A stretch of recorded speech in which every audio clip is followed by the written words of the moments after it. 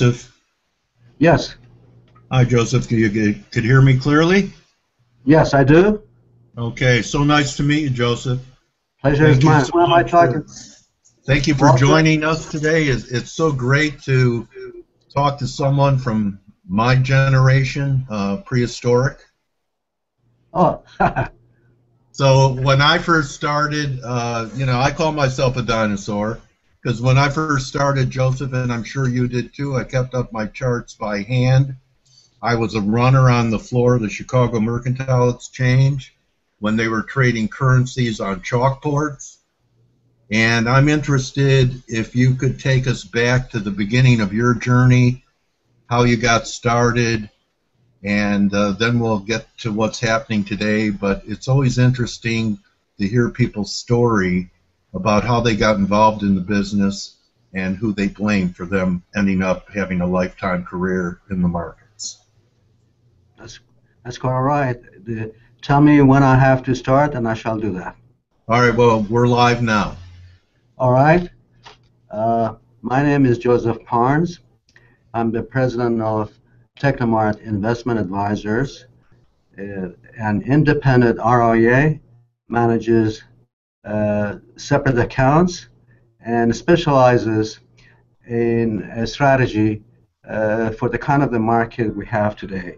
We are really wealth-based kind of a money managers, and in it we maintain about percentage of the positions in what we call alternative 130-30, which means between 10 to 30% short positions in the portfolios.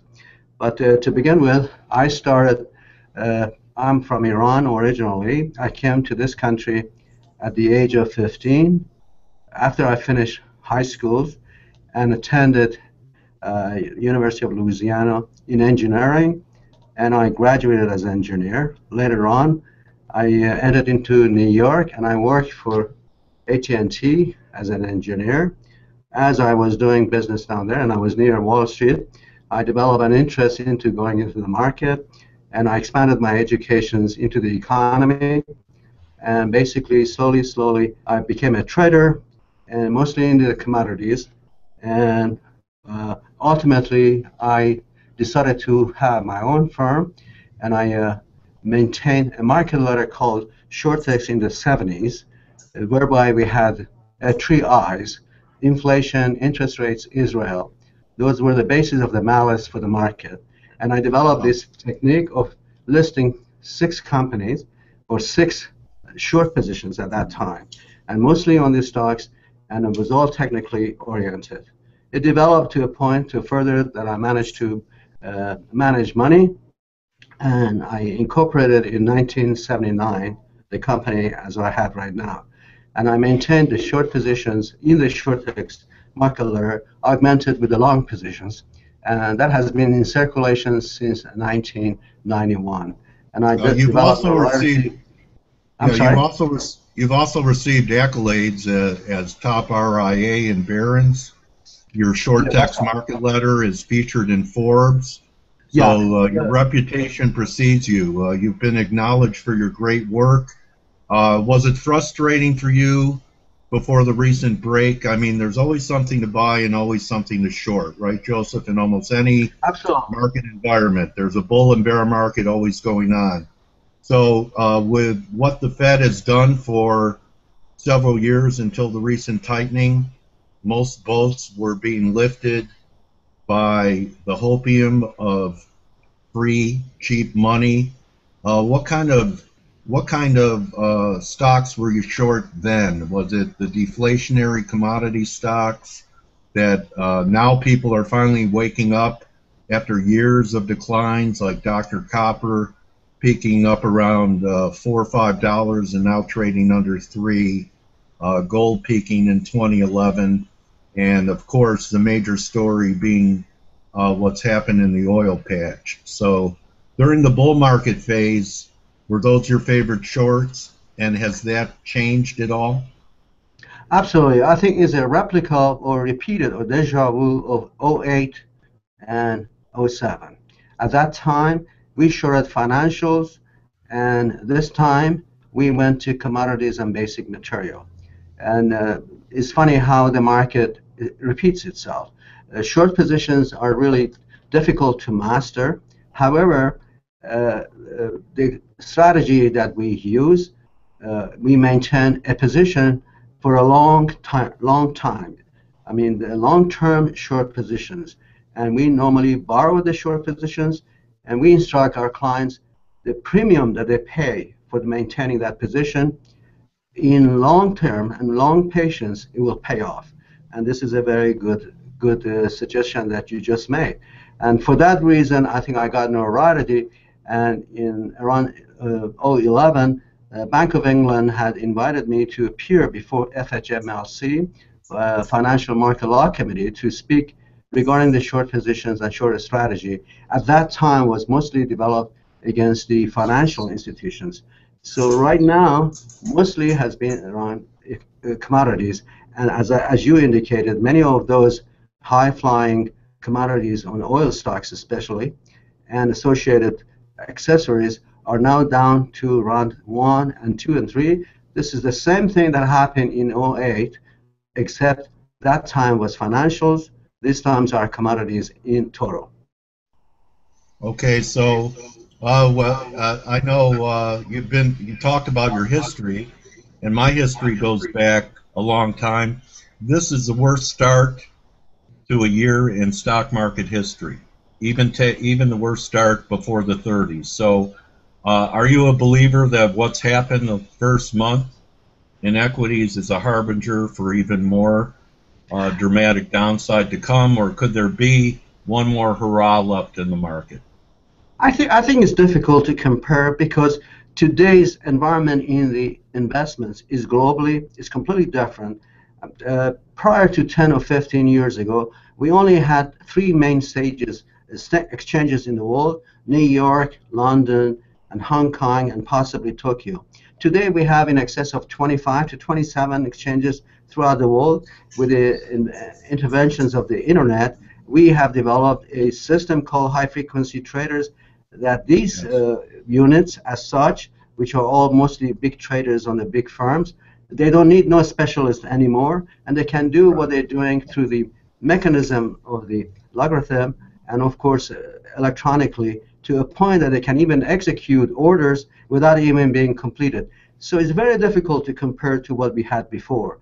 A lot of things can happen, just like right now you see how is happening with the movement of the coupling of the oil price to that of the stock markets or the equities all the way throughout the world. In addition, there is an addition that I'd like to make.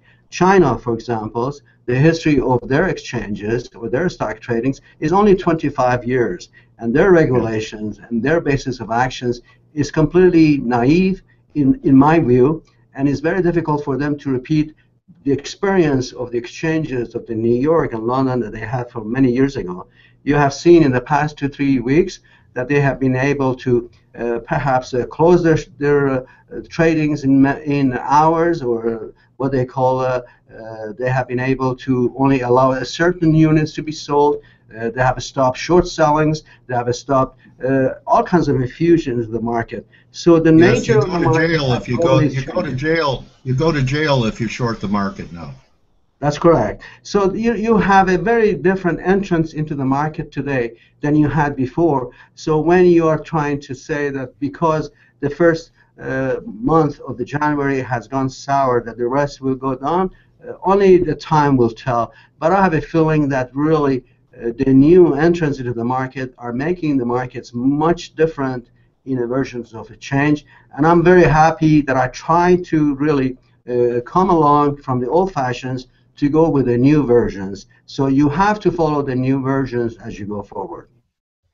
Yes, W.D. Gann said, if you don't learn how to change your mind, you won't have any change left. So you talk about the Chinese market being immature. I've been talking about for quite some time that their tenure as central bankers is also quite short compared to our Fed, which is over 100 years old. And the Fed has made many missteps in their history. So a central bank with less experience might be more apt to make missteps and blunders. Do you feel the same way that the Chinese central bank doesn't have the Well, same absolutely. experience? And absolutely, and also to put a fusion into what you just said, the nature of economy has changed too. 10 or 15 years ago, we didn't have a second economy of China as you see today. Great We didn't point. have the combinations of the Southeast Asians, to be able to be strong enough to have influence into the marketplace. And again, our system of regulatory agencies is quite different than the Asian as such, and of course that of the China. So these combinations together, including EU, is something that we did not have. We didn't have all those currencies that we had before. The only thing that was available at that time was the US dollars and British pound, and they were the only currency in nature. So now you have a basket of 5 of them, and they're all subject to the a change coming into the marketplace that we have never experienced before. And I really strongly believe that this kind of volatility that you see in the market today is necessary for it to digest the tremendous advances that we have had, not only in United States exchanges, but also in European, as well as, of course, the Chinese and the Asian. Okay, well, our bailiwick here, Joseph, is currency. It's my belief that it's the linchpin to all the other asset classes. It's definitely the deepest market. Stock markets are thin compared to bond markets, and bond markets are thin compared to currency markets. The dollar has been in a bull move, and recently, since March of last year, has started to move sideways. We haven't made new lows in the euro. Do you have a view on the dollar going into this year? I think you said it very well. It's very interesting what you just said. Before, we used to have a dollar sort of going in tandem with the other currencies in the market at that time. And even that has puzzled the views of the Federal Reserve today. When they used to increase rates, I'm talking about Federal Reserve, you always had hesitancy on the part of the Feds to make sure that the dollar would not go up high enough to challenge either bringing up inflations or possibly not being able to hit, or at least not to hit the economy of the United States on the part of the exports. Today, with the evaluations of the yuan, that has completely changed, and the Federal Reserve just raised interest rates by 0.25%, but they never thought in themselves that the dollar would go up so strongly that it has really tied up their hands, because they don't really know whether to advance anymore in the steppers that they thought they would do.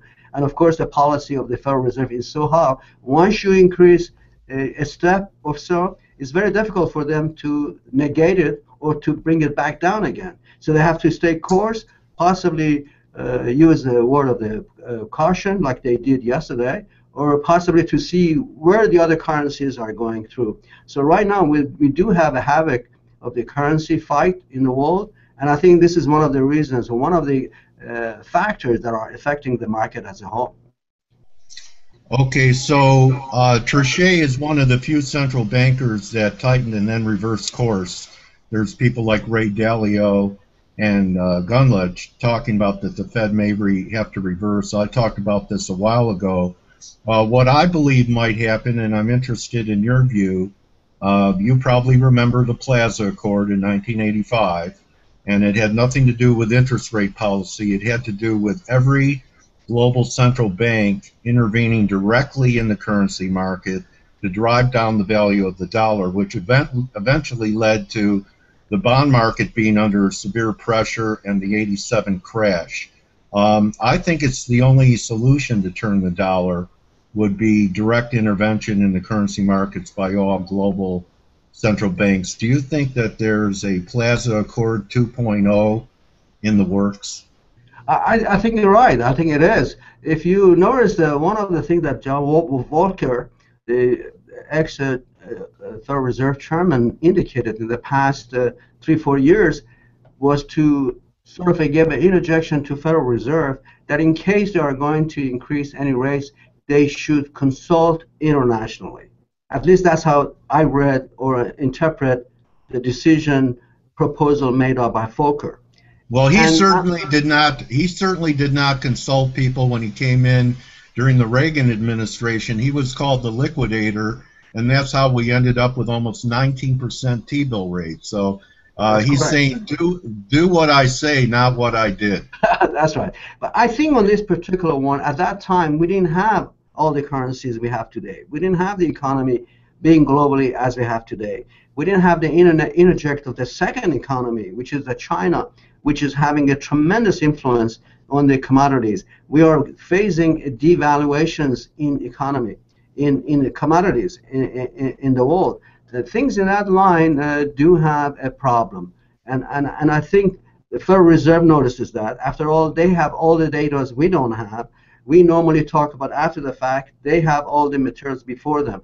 But again, the decision making of this nature is quite different than what would you have in any other situations. So for that reason, I think Federal Reserve right now is in a dilemma as well. They don't really know. I don't think they would like to have the reversal made up, and I don't think they're going to have the steps taken like before to increase money supply by going to QE1 or QE2 or things that they did before. For the time being, I think they're just sitting down there to see what effect will have this kind of a downtrend, globally speaking, not just here. What are your favorite sectors for new shorts and new longs? You know, we're having a little trading rally in the crude oil market. The crude reminds me of how the euro was back in March. No one talked about it rallying back to 38. I was one of them the last few weeks. I still think we're going there. I'm still open to they could take it down again. But a lot of these gold has been acting pretty good lately. Do you think that there's at least an intermediate term trend reversal beginning in some of these commodity markets that have been so decimated over the last 6 to 12 months? In our view of money management for our clients, we view the trends changes as you go forward. Don't like the idea of the fallen angels to have a reversal to become a hero again. We have a saying that says, what goes up must come down, what goes down may go further down. And right. I don't really know what extent these events of the downfall in the oil prices will bring. It is politically driven, is the events driven. It is Middle Eastern areas, the producer of that sections, Saudi Arabia and other Arab countries, do have a challenge with the Iranians on sectarial basis, and of course the Russians as well. The intent of the Saudi Arabia as a whole is to bring the price of oil down, two prongs. One, to force United States fracking business to cut down the productions. Secondly, to bring down their enemy, which is in Iran, on the sectorial basis, to a price that they think eventually will bring in their interests forward. And since they have an enormous amount of their reserve, they feel strongly that the end is not there yet. But in order for me to bring an appetite of the positions of the selective issues, I still rely to maintain long positions on certain selective issues, mostly developed in this country. I'm not trying to knock down the issues of the Chinese or the European, for that matter, but I feel strongly that the companies in the United States have a better staying power than they did in 2008 and 2009. So therefore, I rely heavily on social services. The likes of the Google, the likes of Facebook and Amazon.com and things of that line should be a portion of the portfors. For those who have... So you still like the FANGs, which led the market off for the last year or so. The FANGs are still, you're still supportive or favor the FANG stocks? Oh, absolutely. I think the FANG as a whole have a staying power, is a new trend, is a new era of the marketplace, and a new economy as a whole. You can just see by the amount of the cash they developed the likes of the Apple and others. Now, maybe their growth rates may be a slowdown in certain extents, but they do have the power of maintaining the market shares that they are developing. I'm just going to take an example like Apple. With their equipment, with their cell in their hands, they have made the holders, the young generations, and even us to be able to really use. We cannot get away by leaving the cell elsewhere. It becomes like having a cup of coffee every hour or so. So therefore, even if they have a slow trend of some kinds, the massive power of their marketing is so strong that eventually they're going to make money and they can go through without this kind of a turbulence that we have. On the oil companies and the likes, I try to zero in the very strong ones, and I will not take a very large positions at this time. Only I would prefer to see them to go through the process of hitting into the technical process, meaning I would like to see them accumulations built up in them, going through the primary and secondary resistance, and then I will start to accumulate. I'd rather pay a higher price for them than to become a hero and go make the selections on the fallen angels. So prudence over valor, and the tincture of time. Everything takes longer than we think it will, doesn't it? That's absolutely. And also, I forgot to mention about the short sides. On the short selections, I try to go after the companies that I think the chances of their split or a stock split and perhaps their growing rate, the highest rate of the growth has a slowdown for somewhat, and I would have those as a selective issues to short. I hesitate to short the stocks for 2 points or 3 points or maybe 10% or any retraction and corrections develop in the chart pattern as you go forward.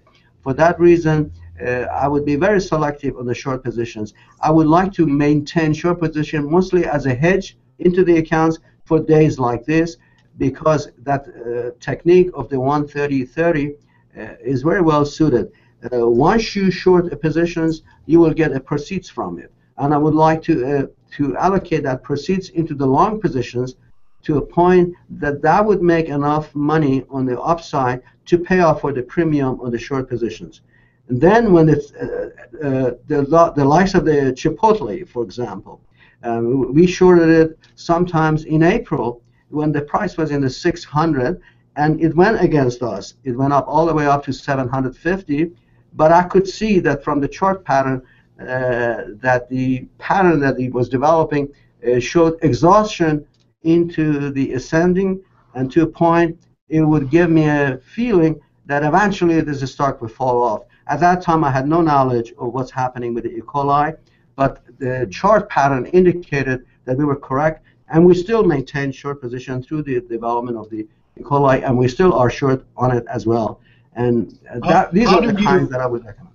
How did you maintain your conviction on Chipotle when you were early? It's one of my shortcomings.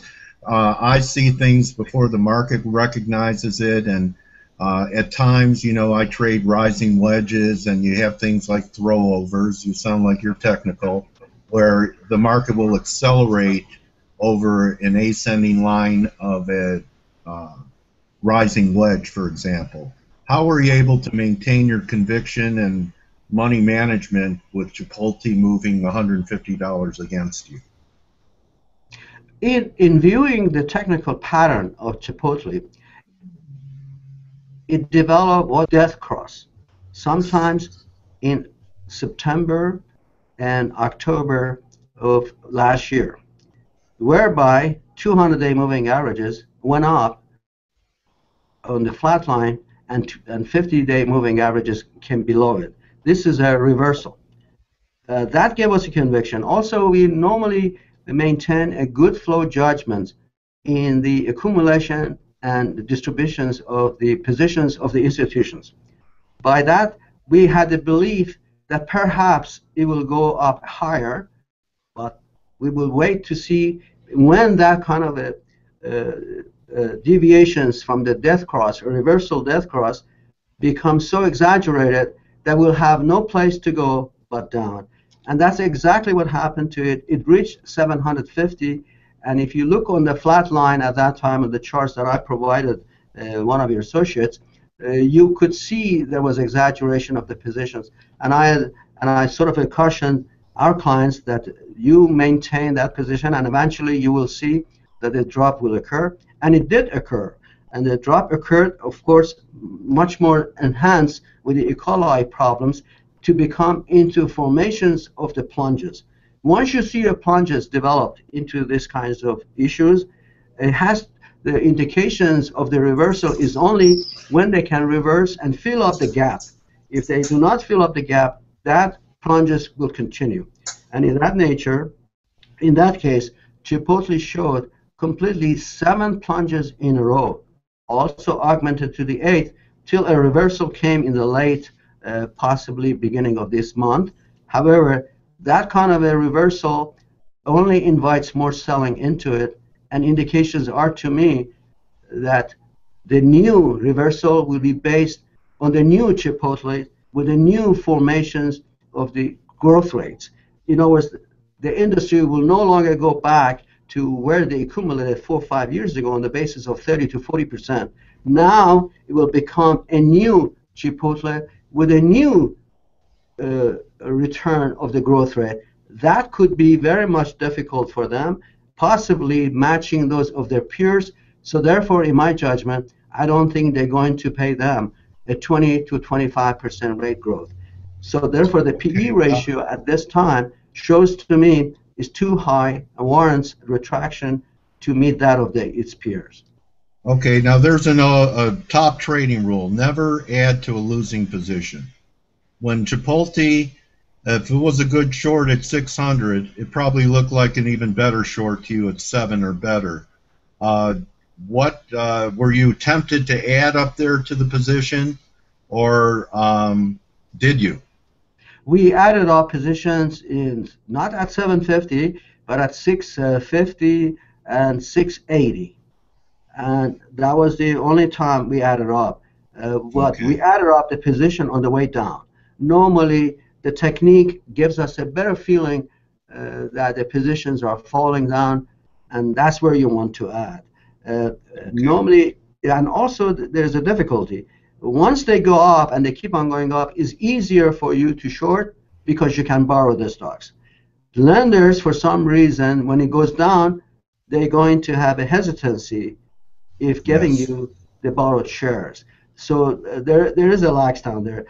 But hindsight is easy, of course, to say. But at that time, we did not increase anymore around 750 because there's possibility we were afraid possibly at that time the stock will be split, and that would probably negate that complacency you have when the stock is that high up and also that high in the PE ratios, that it has an enhancement in it to go up lower and lower. So is a very difficult discipline involved in. How did you sleep, Joseph? How did you sleep when it was going parabolic on you? I think because of our system of, as I said, 130-30, since we were making money on the 30 sides, on the 30% of it, or on the proceeds that we got from it, it made us feel good. So we weren't just short. So since we had that leg of the short making money for our clients, I don't think it was really expecting us to feel that kind of erotic feeling of sleeping or not sleeping. Okay. You mentioned the three I's. What were they again?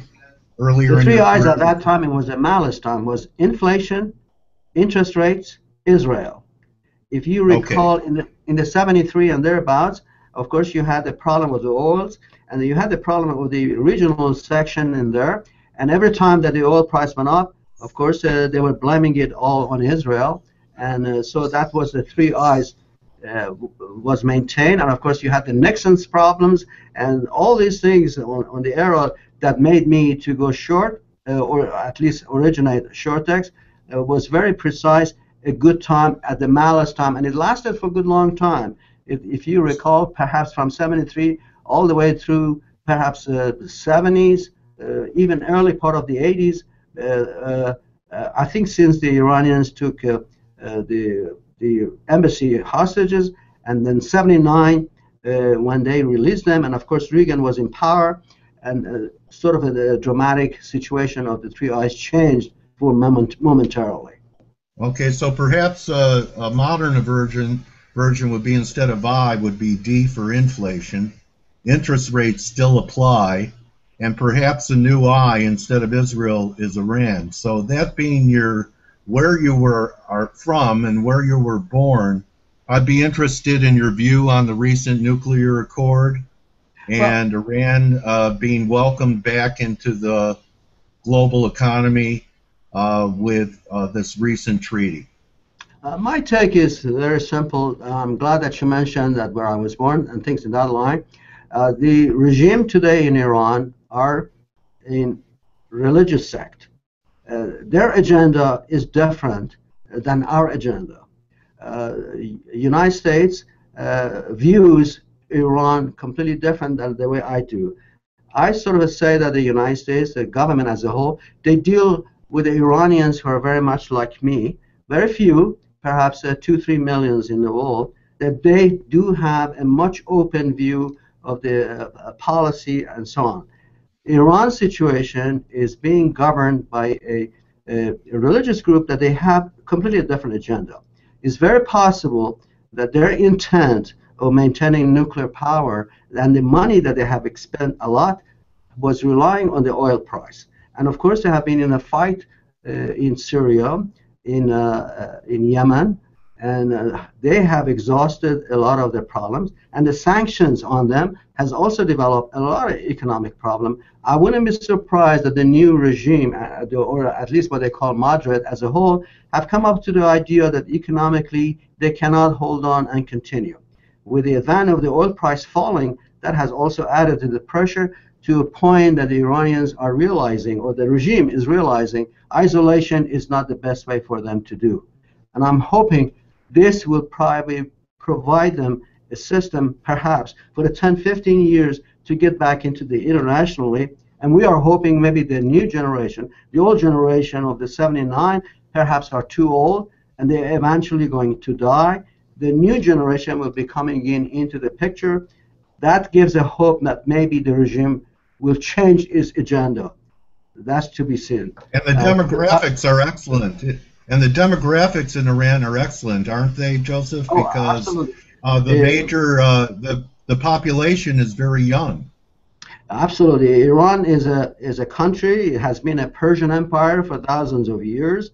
It's not a new country built in 1930s and the 40s and the 50s and even 60s, like the likes of the Middle Eastern Arab countries. So therefore, their population-wise are strongly very nationalistic, and they have a very good, powerful young generations to come, and they're very educated.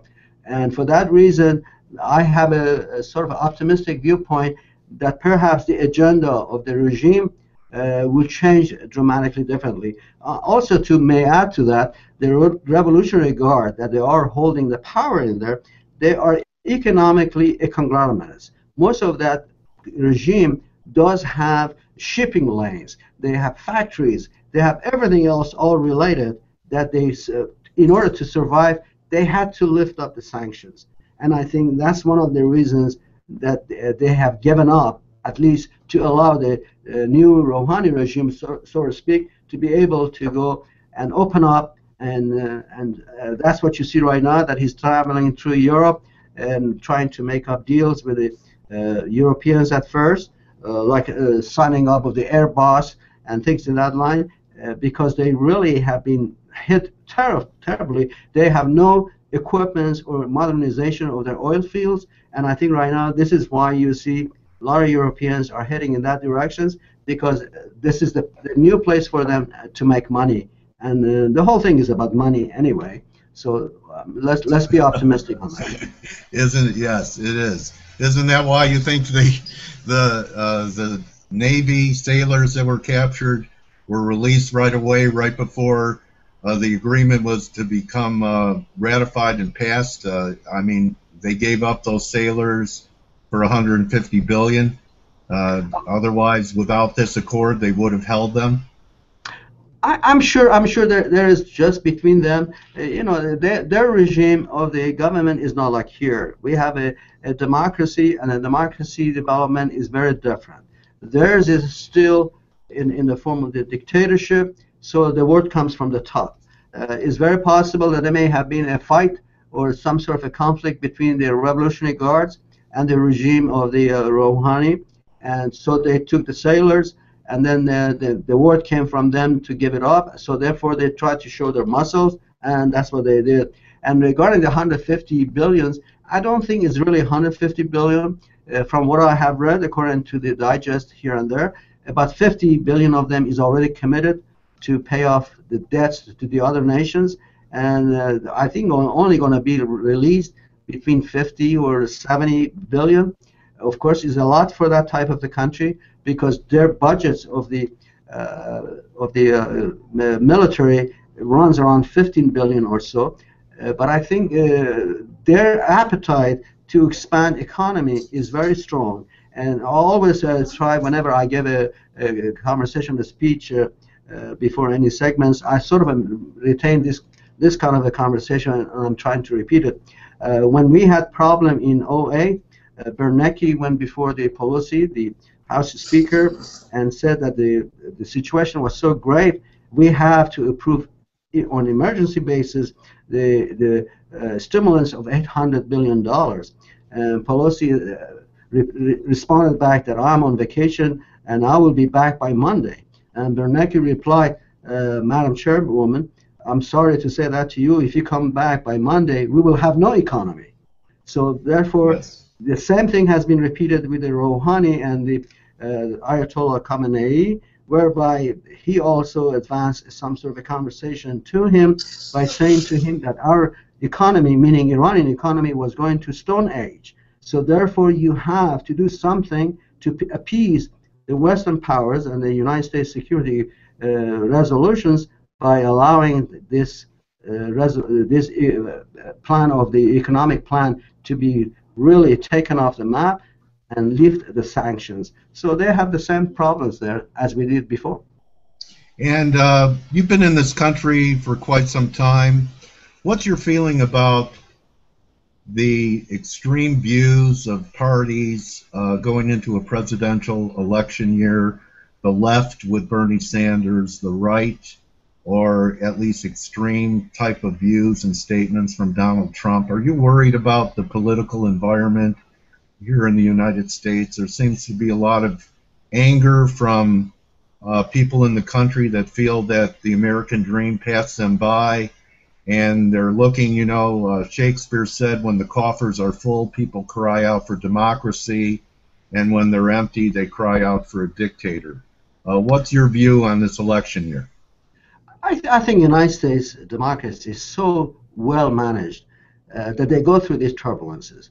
And I assume it works its way out. I look at it very simply. Since I've been here, there has been turbulences. I don't think the Americans were ready for the effect of the '08. And that dilemma of the tremendous recession developed into the Depression brought the ideas back in the histories of the 30s when the Depression was over there. I think our way of system, United States way of system, is an envy of the world on the grounds that all these noises that you're hearing from the left and right eventually will come to a standstill and the country will go forward. After all, we all had, like right now, a good separations of the Obama administrations and the Republican side for almost 8 years. But still, the country went through. Still, the economy went through from the havoc that we had before. I just take the view of this presidential election no different than the others, except with a new era. So the Trump may be trying to get the presidency with the way he knows the best, and his culture of getting to the presidency is different than what it was before. Before, we sort of had to process by telling the people what he's going to do, the program that he's going to put on forward. I think his policy is very different. He just wants to get elected, and in order to get elected, he will do any means to reach the end. And since he's by himself, owes no allegiance to any establishment of any kind, I think he may succeed in his viewpoint. Bernie, on the other hand, has a very good philosophy in his own minds and may be alienated to our capitalistic system that we are. Only time will tell whether the Democrats will be able to ascend through the system. But I'm not really dogmatic. It's very difficult for foreigners to understand the system that we are. I find it completely very healthy, and it's bringing a good entertainment to the viewers.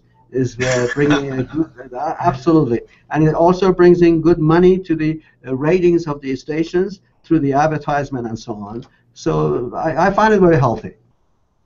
Thank you so much for being with us today, Joseph, and we'll wrap it on that optimistic view of America. You love America.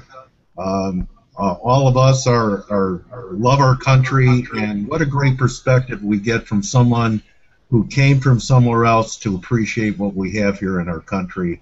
I wish you a great 2016 for you and your clients and all of your staff. Thank you again for your time, Joseph, and good hunting, my trading warrior brother. Inshallah. Thank you very much. Thank you for having me on.